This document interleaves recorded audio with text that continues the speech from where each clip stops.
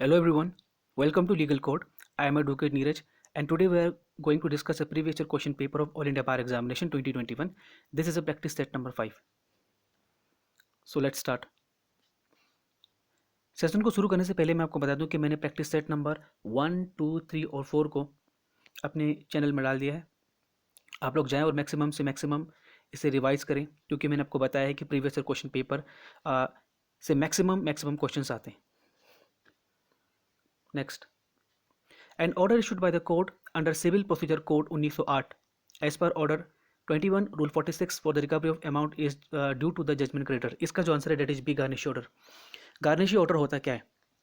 Garnishee order court के द्वारा दिया गया एक ऐसा ऑर्डर होता है जो किसी थर्ड पार्टी को दिया जाता है क्योंकि उसके पास जजमेंट डेप्टर की कुछ गुड्स या फिर कोई भी ऐसी चीज़ें जो कि कोई मूल्यवान चीज़ें हो सकती है, जैसे वैल्यूबल चीज़ें जैसे कि मनी उसके पास होती है। और गार्निश ऑर्डर के तहत थर्ड पार्टी को ये कहा जाता है कि जब तक कि आपको फर्दर ऑर्डर नहीं दिया जाएगा तब तक आप उस गुड्स या फिर प्रॉपर्टी को या फिर कोई भी मूल्यवान यानी वैल्यूबल ऑब्जेक्ट्स को आप नहीं दोगे उसको। ये क्यों दिया जाता है? ताकि जो क्रेडिटर्स होते हैं उनके इंटरेस्ट को प्रोटेक्ट किया जा सके। इसको हम एग्जाम्पल से समझते हैं। मान के चलिए कि ए नामक व्यक्ति ने बी नामक व्यक्ति के 2,000 रुपये देने। ए नामक व्यक्ति ने पैसे देने से मना कर दिया है। बी नामक व्यक्ति ने इस मामले को न्यायालय पे लेके गया, उसके खिलाफ मुकदमा दर्ज किया और कोर्ट ने ए के खिलाफ डिक्री दे दिया, यानी कि बी के पक्ष में डिक्री प्राप्त हो जाता है। अब बाद में उस व्यक्ति को पता चलता है कि उस व्यक्ति के खाते में 30,000 रुपये है जो कि किसी बैंक में। तो वो व्यक्ति कोर्ट के पास जाकर के अपने पक्ष में या कोर्ट में ये कह सकता है कि उसके खाते पे इतने रुपए हैं। तो कोर्ट एक डिग्री पास करेगा, एक ऑर्डर पास करेगा जिसके तहत वो थर्ड पार्टी को कहेगा कि जब तक कि यानी कि जब तक कि आपको फर्दर ऑर्डर नहीं दिए जाएंगे तब तक आप उस प्रॉपर्टी को किसी उस व्यक्ति को यानी कि जजमेंट डेप्टर को नहीं दोगे। यानी कि उस ऑर्डर के तहत आप उस यानी कि जजमेंट डेप्टर को आप जो उस वैल्यू यानी कि गुड्स को आप नहीं दोगे। अब इसको दिया क्यों जाता है कि मैंने आपको बता दिया है क्योंकि क्रेडिटर के इंटरेस्ट को प्रोटेक्ट करने के लिए इसको दिया जाता है। अब बढ़ते हम आगे। Next, section number 88 read with order number 35 of the code of civil procedure code 1908। ये किसके बारे में बताता है? इसका आंसर है that is A, interpreter suit. Interpreter suit क्या होता है?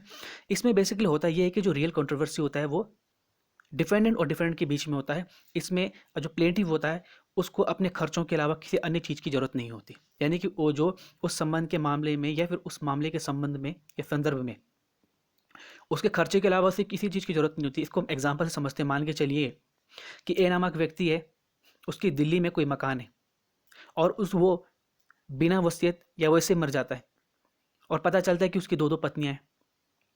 तो एक पत्नी और यानी कि दोनों पत्नियां क्लेम करती हैं कि ये प्रॉपर्टी उसकी है, यानी कि उसके पति की प्रॉपर्टी है। तो दोनों ही वाइफ इसमें क्लेम करते हैं। कोई तीसरा पार्टी यानी कोई तीसरा पक्ष इस मामले को न्यायालय में लेके जा सकता है और बाद में न्यायालय इन दोनों के मामलों को सुनेगा। तो इंटरप्रेटर सूट मतलब ये होता है कि इसमें जो रियल कंट्रोवर्सी होता है वो डिफेंडेंट और डिफेंडेंट के बीच में होता है, ना कि प्लेंटिफ के बीच में। That is very very important case, चाहे जुडिशरी हो, चाहे आपकी लॉ का एग्जामिनेशन हो, चाहे वो AIB हो, उसमें तीनों ही बहुत ज़्यादा इंपॉर्टेंट है।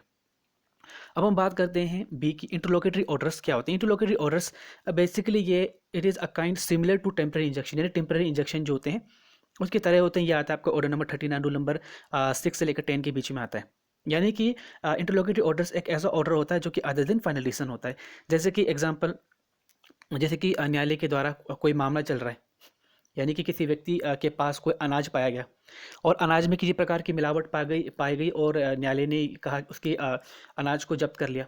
अब अनाज ऐसा है कि जो कि प्राकृतिक होने के कारण वो सड़ने की संभावना ज़्यादा रहती है और इसीलिए न्यायालय क्या कह सकता है कि यानी कि ये एक अंतरिम ऑर्डर होता है ना, यानी कि एक टेम्पररी ऑर्डर होता है जिसके तहत वो उसको कह सकता है कि आप इसको बेच करके और इसको बेच करके इसके जितने भी धन पैसे वगैरह जो भी आते हैं उसको सरकारी खजाने में डाल दें। या फिर कहीं पे एग्जांपल मान के चलिए कि कहीं कोई फैक्ट्री में कोई आग लग गया या कोई फैक्ट्री में कहीं केमिकल लीक हो गया। ऐसे बहुत सारे केस आते रहते हैं। तो इस केस में क्या क्या होता है कि जो इंस्पेक्टर जो होता है यानी कि निरीक्षण अधिकर्ता जो होता है वो वहाँ पे जा कर के और उसको वहाँ पे जा कर के उसको चेक कर सकता है, सैंपल ले सकता है। ये सभी चीज़ें जो होती है यानी कि कोर्ट के पास यानी जब तक कि कोई मामला न्यायालय पे चल रहा है तब तक उसकी जांच करने के लिए कोर्ट के पास ऑर्डर होता है कि वो टेम्परेरी इंजेक्शन पास कर सके। ये फाइनल डिसीजन नहीं होता है, मैं आपको बताना चाहता हूँ फिर से। नेक्स्ट, विस मेजर क्या होता है? विस मेजर यानी कि act of God. Act of God यानी कि क्या? इसका बेहतर एग्जांपल हम समझते हैं, एक बहुत बहुत बढ़िया केस था लॉ ऑफ टॉर्ट में, डेट इज निकोलस वर्सेस मार्सलिन, 1875 का केस है। इस केस में ये होता है कि जो व्यक्ति होता है उसने एक आर्टिफिशियल लेक यानी कि कृत्रिम झील बनाई थी। और हुआ यूं कि उस वर्ष उस साल यानी कि स्कॉटलैंड में बहुत बारिश आई जिसके कारण उसकी 4 पुलियाँ बह गई थी और पड़ोसी पड़ोसी को नुकसान हो गया था। तो ये मामले को कोर्ट में लेके गया तो कोर्ट ने कहा कि ये एक्ट ऑफ गॉड है। तो एक्ट ऑफ गॉड, क्योंकि एक्ट ऑफ गॉड का मतलब होता है जिसके ऊपर मनुष्य का या फिर किसी भी मैन यानी इंसानों का किसी प्रकार का हस्तक्षेप नहीं होता, जो कि प्रकृति के कारण होता है और वेरी वेरी इंपॉर्टेंट है।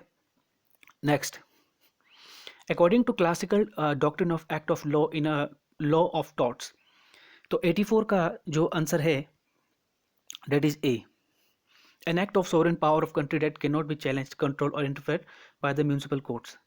Next, in tort, all the person who aid or counsel or direct or join the committal of the wrongful act are known as। देखिए, अब एबेटर्स कौन होते हैं? उकसाने वाले लोग। एबेटर अगर आप देखें आईपीसी में 107 में बताएगा व्हाट इज एबेटर, सॉरी 108 में बताएं। एबेटर्स क्या होता है? एबेटर्स वो व्यक्ति होते हैं जो किसी रॉन्गफुल एक्ट करने के लिए यानी रॉन्गफुल यानी कि गलत काम करने के लिए दूसरे व्यक्ति को उकसाते हैं, मदद करते हैं या डायरेक्टली इनडायरेक्टली उनकी मदद करते हैं, इसको हम कहते हैं एबेटर्स। तो 85 को जो आंसर है डेट इज, वैसे तो इसका आंसर बी है। तो एबेटर्स मैंने आपको बताया था। बात करते हैं हम जॉइंट टॉर्ट फायर्स क्या होता है। इसमें बताया कि जब 2 या 2 से अधिक जो व्यक्ति होते हैं या तो मिल करके या अलग अलग कोई भी ऐसा काम करते हैं जिससे किसी व्यक्ति को इंजरी हो जाती है। एग्जाम्पल से समझते हैं इसको जॉइंट टॉर्ट फायर्स का। जैसे कि एक व्यक्ति ए नामक कोई व्यक्ति अपनी साइकिल में जा रहा है, तो 2 दोस्त होते हैं, उसमें से एक दोस्त ये बोलता है कि एक काम करते हैं कि तू उसको धक्के मार और मैं इसकी साइकिल तोड़ दूंगा। तो इसमें ये हुआ ना कि एक आदमी ने उसकी एक तरह से मतलब साइकिल तोड़ दिया और दूसरी तरह से उसको धक्का मार के गिरा भी दिया। तो ये क्या होता है? जॉइंट टॉर्ट फायर्स आता है। Next, MC Mehta versus Union of India 1986 Shri Ram foods and fertilizer case. ये किससे? ये ओलियम गैस लीक केस है। बेसिकली हुआ यूँ था कि 4 से 6 दिसंबर 1985 में भोपाल गैस ट्रेजिडी के नाम से भी जाना जाता है। ये ओलियम गैस का रिसाव हो गया था। ये बहुत फेमस केस है। नेक्स्ट, ए के कृपक वर्सेस यूनियन ऑफ इंडिया किससे संबंधित है? तो 87 का जो आंसर है and that is A, likelihood of the बाइस। ए के कृपक के मामले में ये बेसिकली कहा गया था कि जो नेचुरल जस्टिस के प्रिंसिपल ना सिर्फ जुडिशियल एवं क्वासी जुडिशियल फंक्शंस या मैटर्स में लागू होते हैं बल्कि एडमिनिस्ट्रेटिव फंक्शन में भी लागू होते हैं। इस मामले में ये भी कहा गया था कि judicial fairness in a decision making, यानी कि जब कोई भी निर्णय लिया जाता है उस समय जुडिशियल फेयरनेस में भी नेचुरल जस्टिस के प्रिंसिपल का इस्तेमाल किया जाना चाहिए और इसका इस्तेमाल न्याय को प्राप्त करने के लिए किया जाना चाहिए, ना कि अन्याय करने के लिए। और ये बेसिकली इंडियन फॉरेस्ट सर्विसेज 1966 से रिलेटेड केस है। Next, judicial control of delegate legislation में be excised on the ground of, इसका आंसर मैंने आपको बताया था 88 का आंसर डी है, क्योंकि maximum of the cases AIB में आंसर डी माना जाता है। हालांकि 1-2 आंसर उनके इस बार जो आंसर था मैंने आपको कल बताया था जो सीजीएम के पास कितने साल की मतलब सजा देने की पावर होती है, उन्होंने ऑल ऑफ द अबव दिया था, but that is a wrong answer. 88 का मैंने आपको बताया था कि judicial control of the delegate legislation में be excised on the ground of all of the above, यानी कि इसमें बताया गया है कि जब हम किसी को देखिए होता क्या है कि जब पार्लियामेंट का ये काम होता है कि वो लेजिस्लेशन बनाए, लेकिन उसके बाद इतना समय नहीं होता है कि कानून स्वयं बनाए, इसलिए वो किसी सब ऑर्डिनेट लेजिस्लेटिव बॉडीज़ को कानून बनाने के लिए दे देते हैं। तो उनके ऊपर जुडिशियल कंट्रोल करने के लिए कौन कौन से ग्राउंड्स हो सकते हैं? या वो अपने शक्ति के बाहर जा सकते हैं, इसका आंसर ए, या फिर वो मेलाफाइट्स यानी कि कोई कोई कोई गलत काम करे या ठीक है, या फिर जुडिशियल रिव्यू एक्सक्लूजन, इसका आंसर डी है।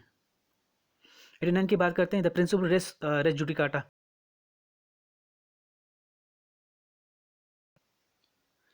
The principle of res judicata is dealt under section number 11 of the CPC। Section number 11 में यह कहा गया कि अगर कोई भी इशू जो किसी सीमित अधिकार यानी कि लिमिटेड जुरिस्डिक्शन वाले कोर्ट यानी कि किसी सक्षम कोर्ट के द्वारा सुना गया है और साथ ही साथ एक अंतिम रूप से उसको डिसाइड भी कर दिया गया है, तो बाद में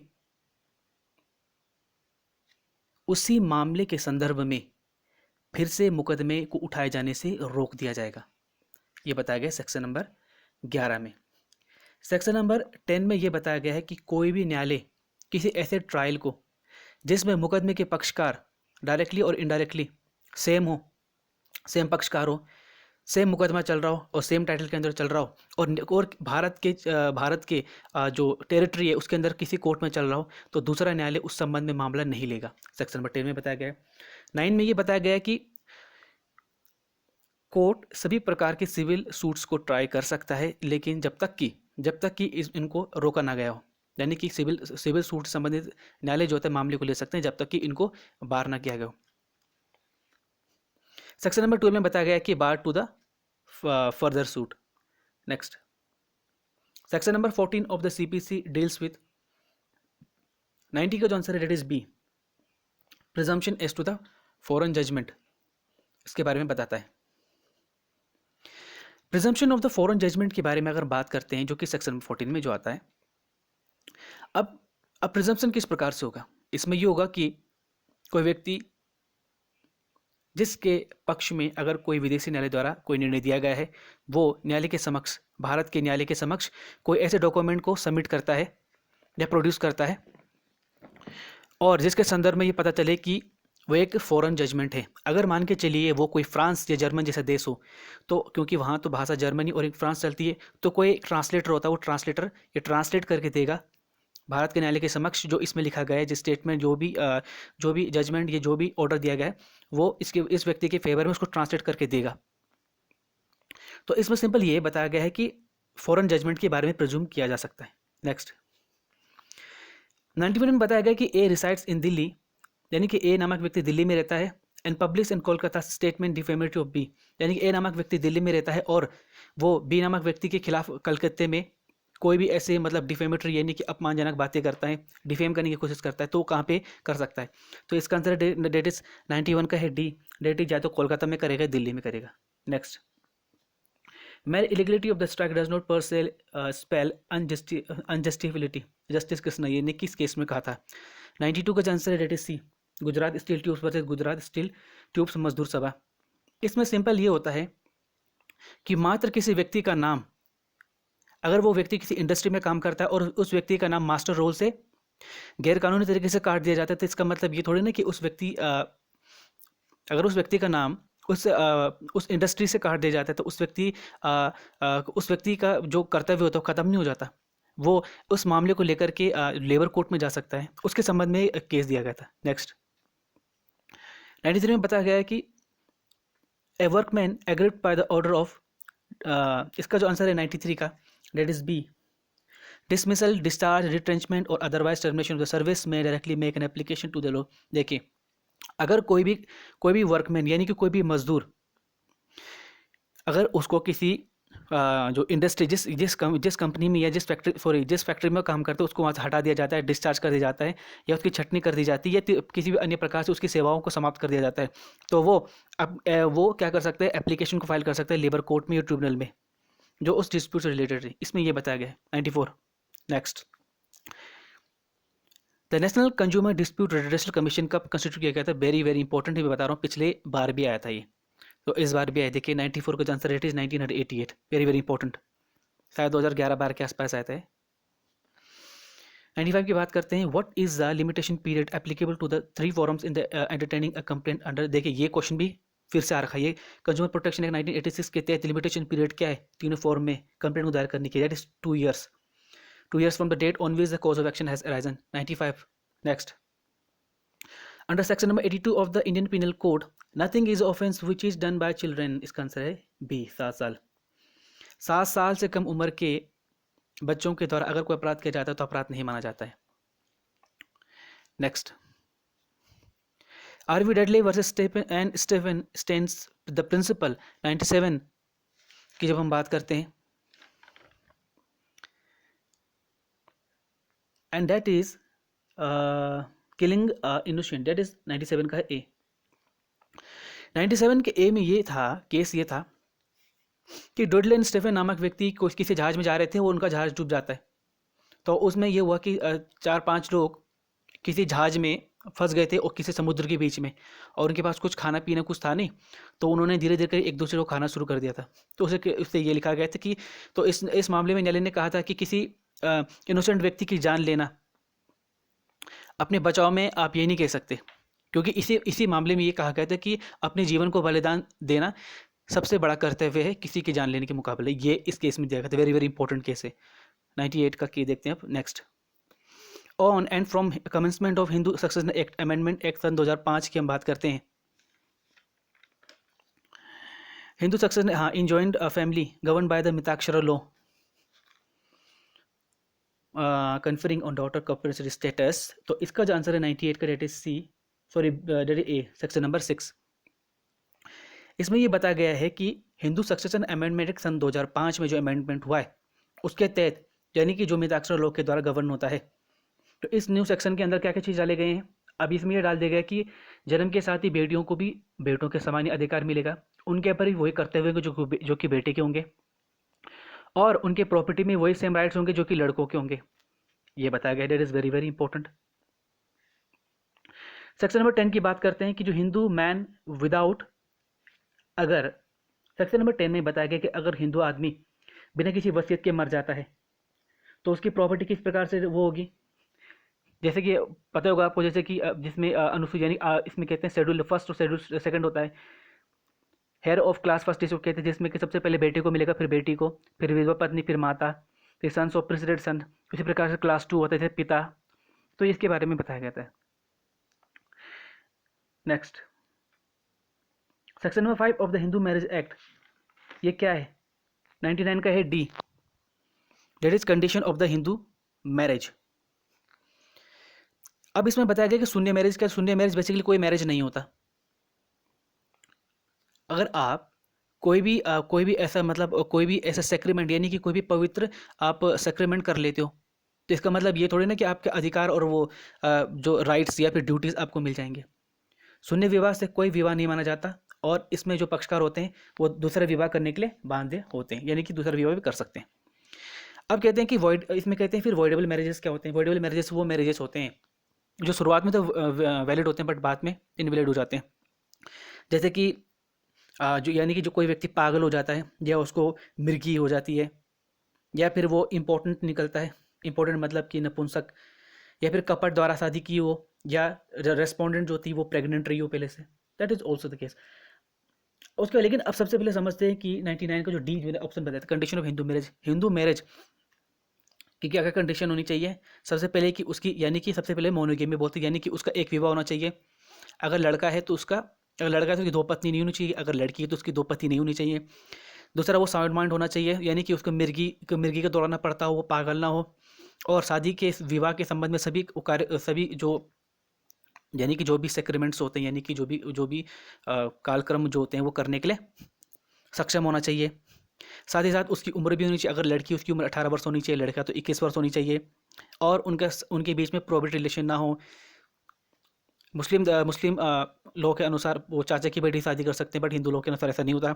उनमें सेपरेट रिलेशन ही होना चाहिए, यानी कि माता की पीढ़ी की तरफ से 3 पीढ़ी माता की तरफ से, और पिता की तरफ से 5 पीढ़ी। Next, a marriage between a girl of 22 years marriage her maternal uncle, यानी कि 22 साल की एक युवती है, वो अपने मामा की लड़के से, जो कि उसी की उम्र 23 वर्ष है, शादी करती है स्पेशल मैरिज एक्ट के तहत। क्या ये मैरिज किस प्रकार का मैरिज होगा? जो मैरिज होगा डेट इज वॉइड। नेक्स्ट, तो इसी के साथ ये सेशन ख़त्म होता है। आप लोगों को मैं कहना चाहता हूँ कि प्रीवियस ईयर क्वेश्चन पेपर आप लोग जरूर प्रैक्टिस करें, क्योंकि प्रीवियस ईयर क्वेश्चन पेपर से 60 से 70% क्वेश्चन रिपीट होते हैं। मेरा आप लोग से हम्बली रिक्वेस्ट है कि आप लोग जरूर इसको पढ़ें, और साथ ही साथ मैं आपको कहना चाहता हूँ कि आप लोग जरूर प्लीज़ को लाइक करें, शेयर करें, सब्सक्राइब करें, और ज़्यादा से ज़्यादा शेयर करें। और जिसका इस बार जो ऑल इंडिया बार एग्जामिनेशन का पेपर है उनके साथ शेयर करें, उनकी मदद करें। और जाते जाते मैं आपको कहना चाहता